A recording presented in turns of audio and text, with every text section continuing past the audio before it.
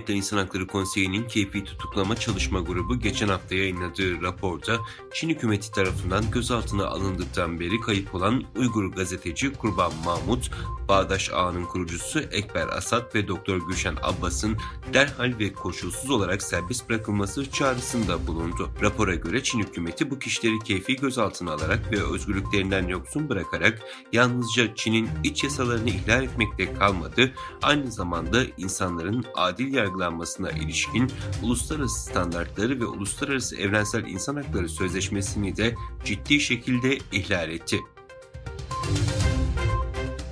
Çin Komünist Partisi Doğu Türkistan'da Müslüman Uygur Türklerini yine meçhule sürüyor. Otobüslerle nereye götürüldükleri belli olmayan Uygur Türklerinin arkasından çocukları ağlıyor. Çin kaynaklı sosyal medyada paylaşılan videoda "babanız gitti" sesleri duyuluyor. Çin yönetimi 2017'den beri 5 milyondan fazla Uygur Türk'ünü hapishanelere, kamplara ve zorunlu çalıştırma fabrikalarına kilitledi. Birçok Uygur evi harabeye dönüştü. ABD Temsilciler Meclisi üyeleri ABD Ticaret Bakanlığı'ndan Çinli bir havacılık ve uzay teknoloji üreticisi şirketi askeri son kullanıcı listesine dahil edilmesini talep etti. ABD Kongresi'ndeki iki Cumhuriyetçi senatör geçtiğimiz günlerde ABD Ticaret Bakanlığı'nın üst düzey yetkililerine bir mektup göndererek Çin Komünist Parti güdümündeki havacılık ve uzay ekipmanı üreticisi şirketini askeri son kullanıcı listesine alınmadığından şüphelendiğini belirterek Çinli şirketlerin cezalandırılmasını istedi. ABD Ulusal Güvenlik Danışmanı Jake Sullivan, Washington'daki Brookings Enstitüsü'nde yaptığı konuşmada ABD'nin küresel ekonomik stratejisi ve Çin'e yaklaşımına dair değerlendirmelerde bulundu.